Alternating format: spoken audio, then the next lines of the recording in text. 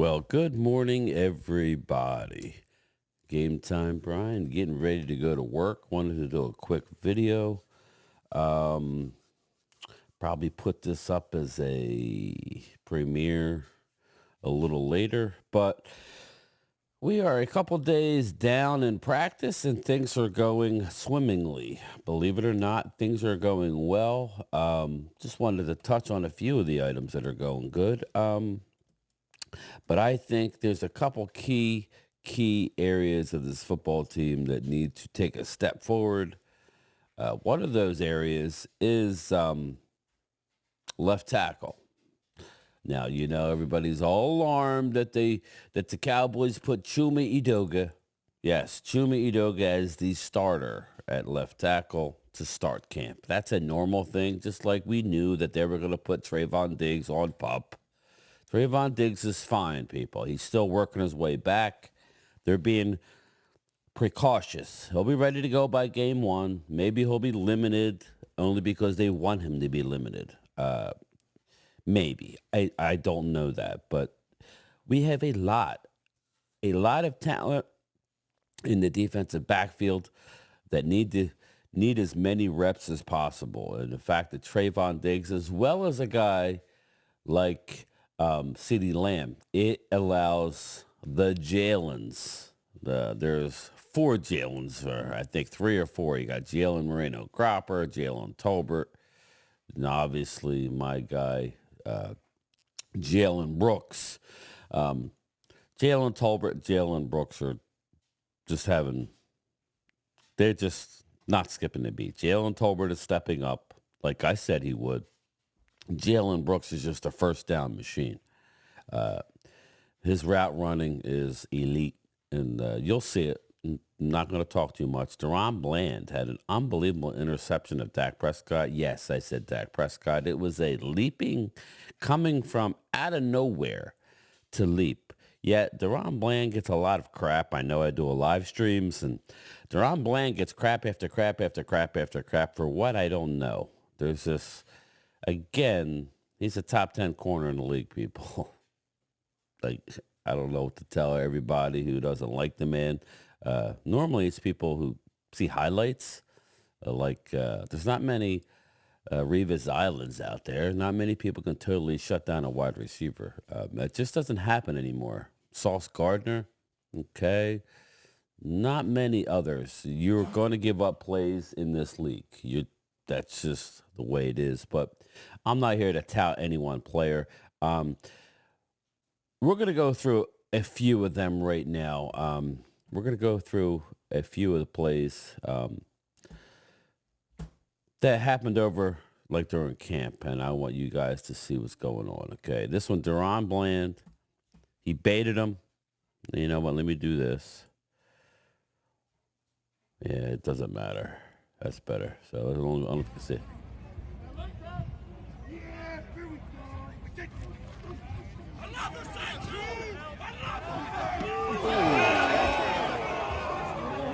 He just kind of dove out of nowhere. And took it to the house. So again, let me see if I can make it better. Here, I could do that. There we go. I'll do that. How's that? Here we go. I'll do that. Next one here is quick out Dak Prescott to Big Biscuit. Now, Jake Ferguson is that Big Biscuit.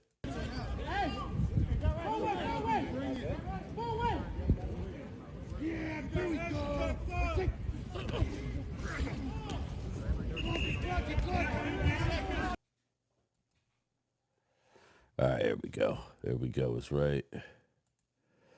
All right, moving right along here. Trey Lance putting his athleticism on display and scrambling. Yeah, okay.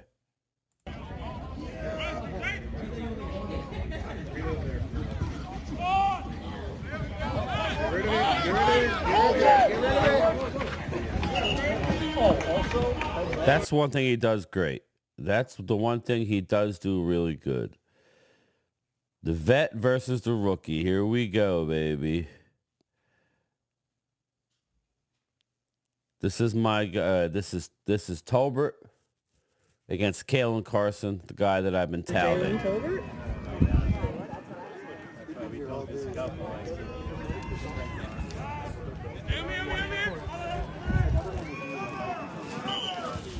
Well, okay. I thought it'd be something more sexy. Sorry about that one. I thought it'd be more sexy, people. Billy, yeah. Now, this Tyrone Billy Johnson had a strong first 2 days at camp. Yeah, he was from the Chargers. They had him on the team last year on the practice squad. They released him. They've re-signed him. Dude has more yards than anybody not named CeeDee Lamb or Brandon Cooks. So,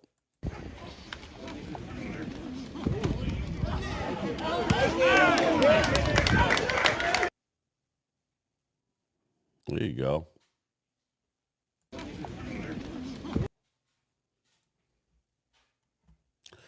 Let me see. That one was weird. How they did that one. Get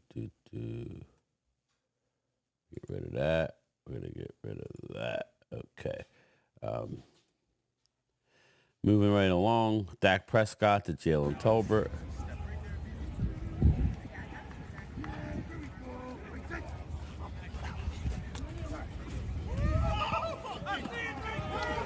That kind of looked wide open, like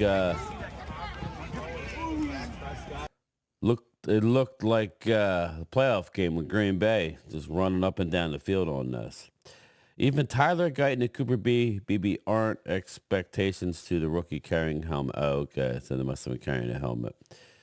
Good violence by several of his contact. David Durden. Yeah, David Durden. This is a guy who tore his ACL last year that I told everybody was supposedly to be number 53 on the roster. I don't know that I believe that, but he's fighting for a job on this team. He'll definitely be on the practice squad if he makes it through waivers. Oh, that was Brett. Oh, yeah. It's coming up right here. Oh, that's Tolbert. Here. My guy Jalen Brooks right here.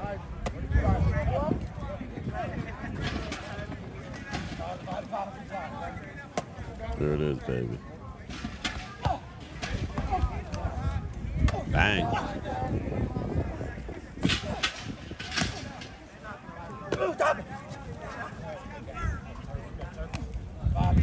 Cavante.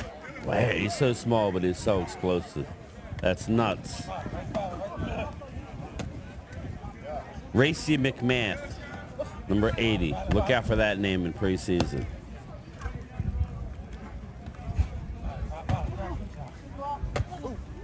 Jalen Moreno Cropper. Again, we got a lot of athleticism on this team. CD being out is not hurting anybody. Not hurting anybody. As long as he end up, coming back in.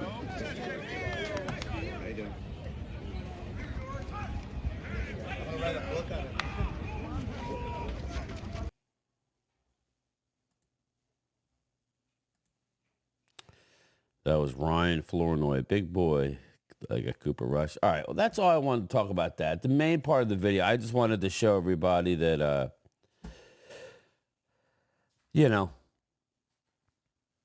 let me change the display here. Let me go to this camera. Oh, no, that's not what I want.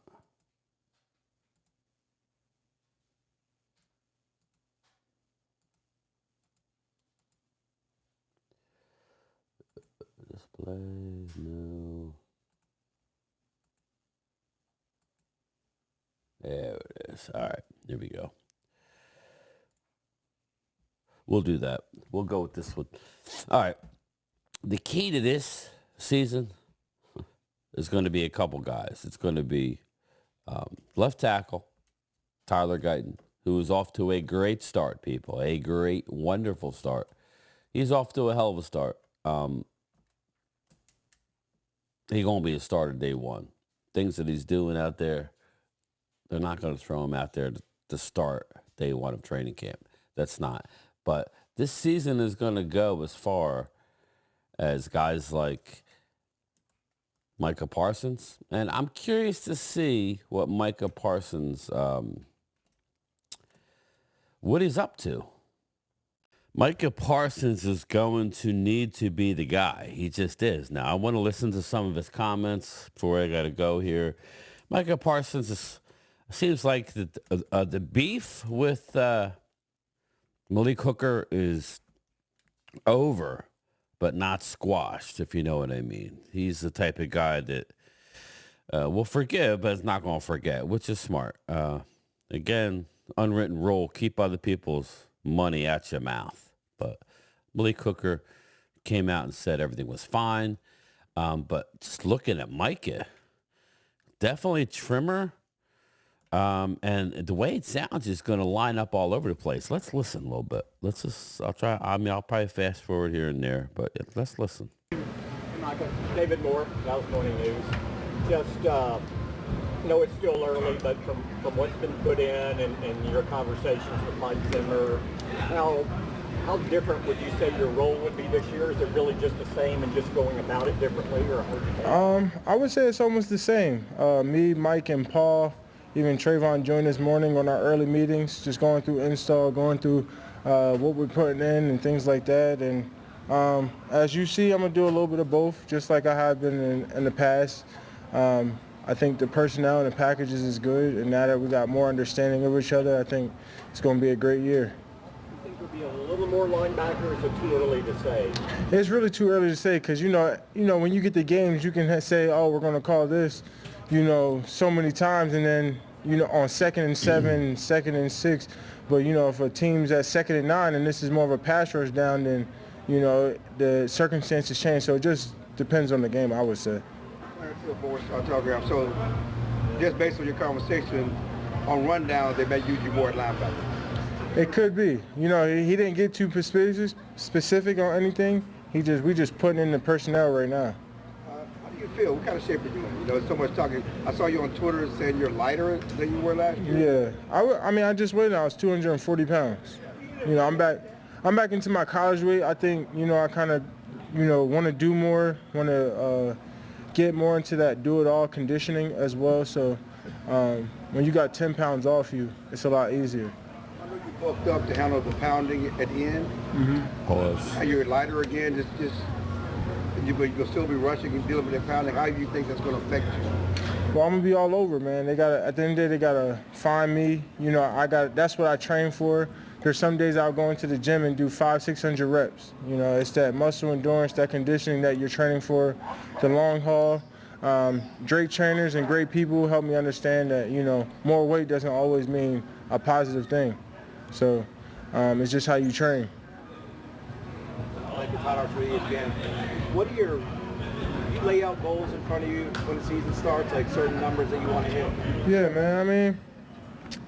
I think, the goals of mine is always obvious and always it's always to be the best in everything I do. So that's always leading my team to playoffs, win the Super Bowl, be the best defensive player in the league. And usually when you do all those things, those things usually follow suit. So I just got to take one step in front of the other, take one game at a time, dominate, do what I have to do, get a win, go to playoffs, and all that stuff will add up. John. John Sherwood, The Athletic. After you guys drafted Mazi Smith, you had high hopes for what he could be at defensive tackle. Now, his second year coming in, what do you think that Mazi can be for your guys' defensive line? Well, it's not what I think he can be. It's what Mazi has to be. When you get to this business, it's no more of a choice or a can. It's either you will or you won't. And, they usually try to find someone else to do it if you can't. So it's what Mazi has to be. He has to be dominant. He has to be a force. He has to be that guy for us. That's why they drafted him in the first round. You're not getting drafted in the first round not to be a productive talent, not to be on the sideline. We drafted him to be in the game.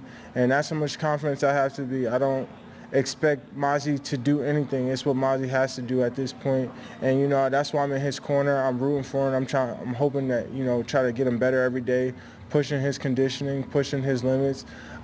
Because, we need Mazi to be strong. We need Mazi to be that great force. He can be a dominant player. It's just if the will and mindset, and that's why we're all here. Calvin Watkins, Dallas Morning News. Malik Hooker had said some things about you during the live stream, and then I think you've talked to him. So how have you resolved your issues, if there were issues? You know, it's just one of them things. It is what it is. Doesn't seem like he's let it go People doing yet. their free time, that's what they do. I know what I do in my free time, so make sure you hop on the edge if you got a chance on Monday or Tuesday nights. What he does on his Monday or Tuesday nights when he's not in the building, that's on him. What I do, that's me and my business and my family. So, I'm gonna keep it at that. He had said that you guys talked it out because there might have been a misunderstanding of him saying what he said. I mean, no misunderstanding. It's plain as day what it was, So it is what it is. Everything was said, and I just wanted to move on and get ready to the season. Saudis, The Athletic. Micah, in minicamp, you talked about with you and Zimmer, you guys hadn't had too much time yet. How has it been with him personally, his style of coaching? What are your early kind of reviews on Mike Zimmer? I think Zim's completely changed from what he was back in the day. Now, I haven't seen him in game day format. The intentions and the emotion is way higher, but so far, all our conversations been, very great, very simple, very open, very transparent, very much what can you do, how good are you at that, what do it all. What positions he wants me to be in, and things like that. So, I think his coaching has been fabulous. His scheme has been amazing. And I'm actually very excited to be in this scheme. I think this was definitely a blessing that we went and got Zimmer. He decided to come back. For 3 years, you only had one defensive coordinator in the NFL. Is it different from Dan, and is it something that you feel like you can work with as well? I think what Zimmer is able to get out of his players is no different from Dan. I think Zimmer's starting to open up to the guys and be more open with us, and we're getting that bond as camp will go on. They get better and better, and as the season will go on. But I think it's still going to be a very good year, even without Dan. I was blessed to have Dan for 3 years. He still checks in on me. That's still like my big uncle, someone I love very much dearly. But today I got a job to do, and I just kick his ass twice a year. So maybe 3 if we you could make hug the playoffs. afterwards. Maybe 3. Nick Harris, DallasCowboys.com. You responded to some criticism a couple of weeks ago on Twitter of somebody saying that your production kind of tails off in the last few weeks of the season and then the playoffs. You said you're going to be ready this time. What kind of goes into the preparation of keeping that production high as the season goes on? I actually don't think my production drops off at all. I think teams do a great job at game planning. I'm still, I would say one of the most feared players in the league, if you look at it. It's just more that I just want to be better for myself. I owe it to the fans, my teammates to be better, to put more commitment into this and do better as a whole. I take accountability for when we lose. I take all those losses very personally.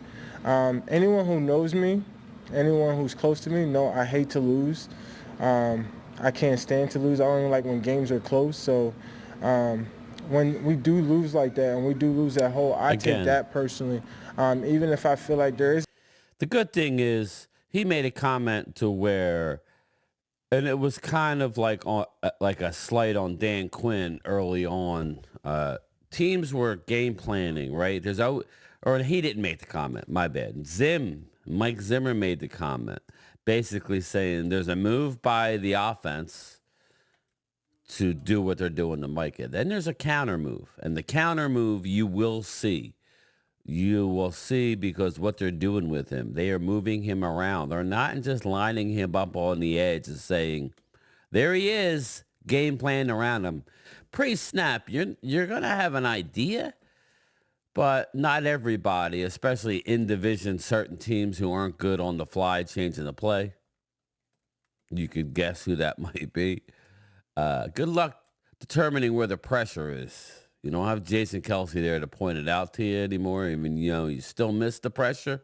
So this is what they need to do. They're going to move him around more. He's going to play more off-ball linebacker. I'm excited for it. Let's hear a little more before we get out of here. isn't more I can do, or if there's, no matter what my emotions is, I have to find a way to feel accountable for that loss and find a way where I can lead these guys better. So, and there was tough conversations between me and Mike and me and the team, and where they want me to step up. So, I said it has to start now. So every day I walk around the meeting, I make sure everyone has their notebook. I make sure everyone got a water bottle. Classroom Micah, now, I like it. To me, there is no like excuses. It. I want to check every box Pocket of protector everything. Micah, I like it. So that way no one feel like they're behind. Everyone feels strong about their playbook. You're everyone a leader. feels You want to be the strong guy? about where they are, where they're at in the Be defense. the guy. I want everyone to feel like it's going to be a great year, and that when we get to playoffs, there's no hiccups. Everyone feels strong about what their position is, what their role is, and be dominant in their role. And there's no man left behind. So this year is going to be a great year. Telling you, better defense, Micah, better Parsons, overall NBC defense. Mike said this morning, By the end speaking of the motivation from last year, that he's trying to put the Green Bay game away, put it behind you all. But at the same time, you spoke about the 49ers game a lot at the beginning of last year. How much has the Green Bay game motivated you this offseason specifically to try and help this team take that next step? That was the last time I stepped on the field. I think, for me, it should motivate you. And, I think, it's bad to just throw games away, like that and say, oh, they're not there. I think that's a little bit of delusional. I think it's more of you should be happy that game happened. You should know what that failure feels like. Embrace that failure. That's what makes you stronger. Think about anything that's ever hurt you in life. You're like, okay, this is what it is. I accept that. Now, how do I never make this happen again? All right, let's go. That's what champions do. That's what winners do. You embrace those failures. I embrace that loss. I wholeheartedly open and admit to that loss, and I take that loss in, and I use that into my training.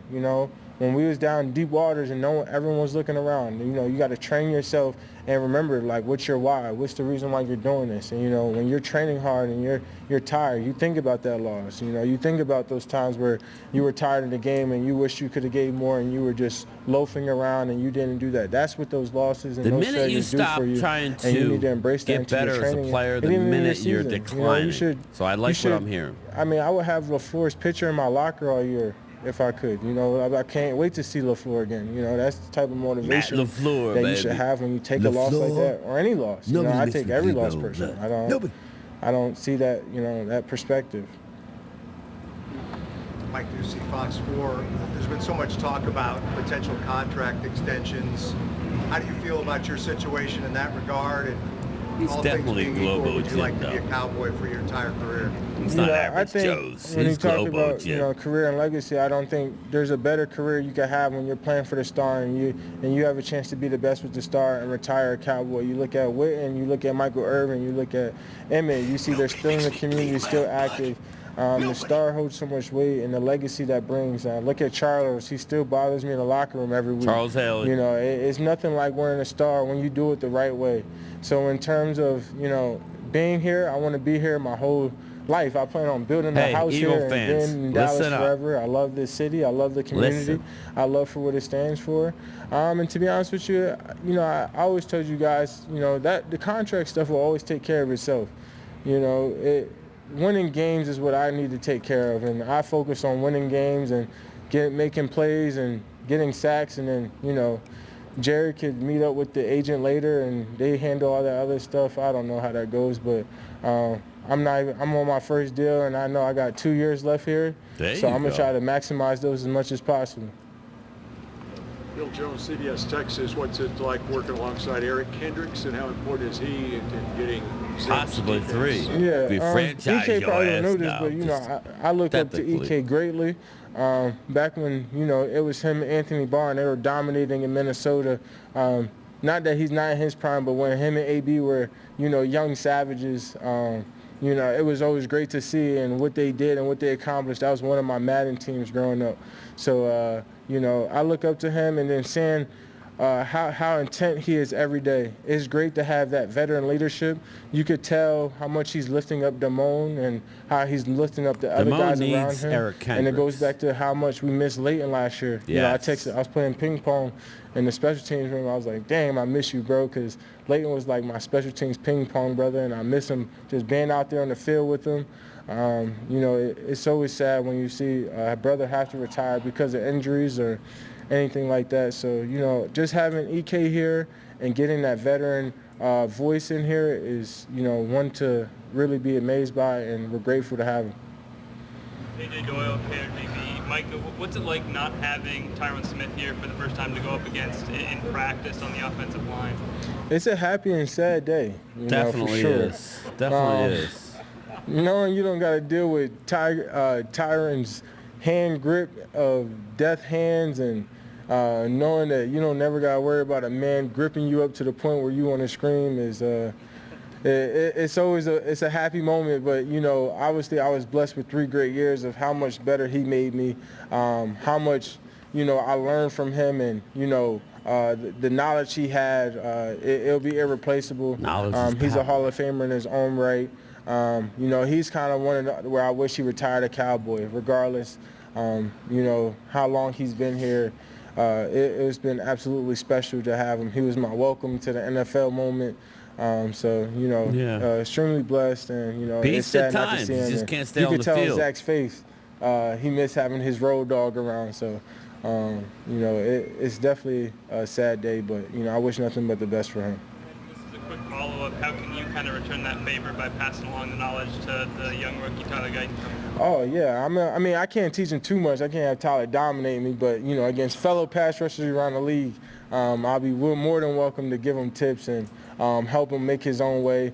And as D-Ware and Tyron came into the league, and, you know, how D-Ware, you know, if you ask D-Ware, he dominated Tyron. If you ask Tyron, you know, it was back and forth. And Will McClay, I wish I could see the footage, but it'll be one of those things where we feed off each other and make each other better every day.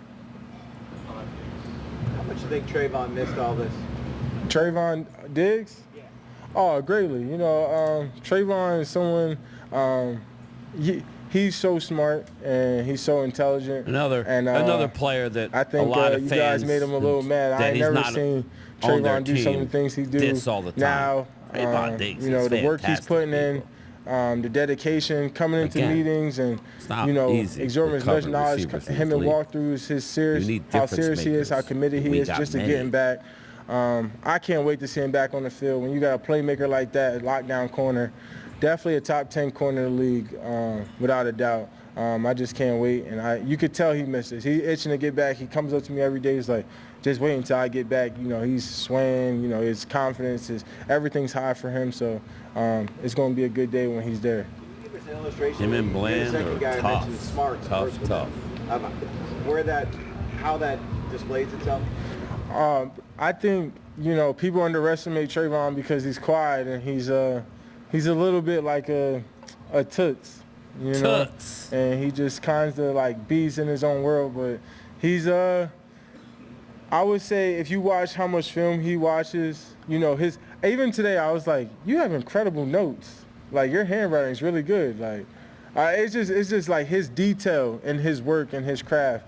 I don't think a lot of people would expect that to him because of how he acts sometimes, but when it comes to football in his own right and who he is, I don't think you're going to find someone who competes more, someone who's going to put more into it. He loves the game of football. You know, I was at his house going through his ACL. We playing the game, and he's talking to me about games, when we're losing, when we're winning. Like I said, Trayvon, he's like my brother. So, you know, I was with him through it all. He's like, bro, I can't believe I wasn't walking 5 months ago. He's telling me this while we're running drills on the football field. So I couldn't walk 5 months ago. I couldn't believe that. I couldn't even get out my own bed. And, you know, to see where he's at now and to see when he's back on game day with me, you know, I might have, you know, a tear coming down my eye because his growth, you know, and even his, you know, faith, you know, and we were talking about faith in God. He's like, bro, I needed this, you know. And I think this was his testimony. This was his test. And it's going to be great for him. What's a toots? A toots is someone who's just like real, like like Lucy Daisy. He walks around just like he just. I don't know how y'all call it, but like where we gonna call him a little tuss. All right, we're gonna stop it there, peeps. We're gonna stop it there. Listen, just wanted to give you a brief glimpse. It's early on in camp. Once they put the pads on, we need to see some development. And we need to see guys emerge, starting with the Jalens, both of the Jalens. We need to see Luke Schoonmaker emerge. If it's not going to be him, is it John Stevens? Is it Brevin Spanford? Who is it? We know Jake Ferguson is that guy. Running backs, everybody's concerned about running back. I don't get it. Look around the league. The teams who win Super Bowls, they have 7th round running backs. No offense to Isaiah Pacheco, but you could win a Super Bowl. You need everybody else to play well. You need a dynamic receiver, a dynamic quarterback, play dynamically. You need an offensive line, and you need a defense. So I'm excited. It's early. We're not talking contracts today, or at least I'm not. So a day of fresh air. Micah seems to have a great attitude, and I'm excited about the upcoming year.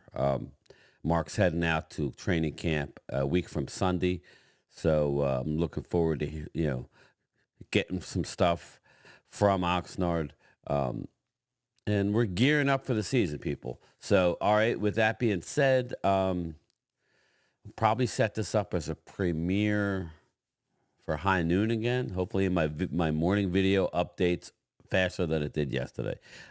But all right, everybody, just remember, and always, DC for life, but How about them Cowboys? Yeah! Late.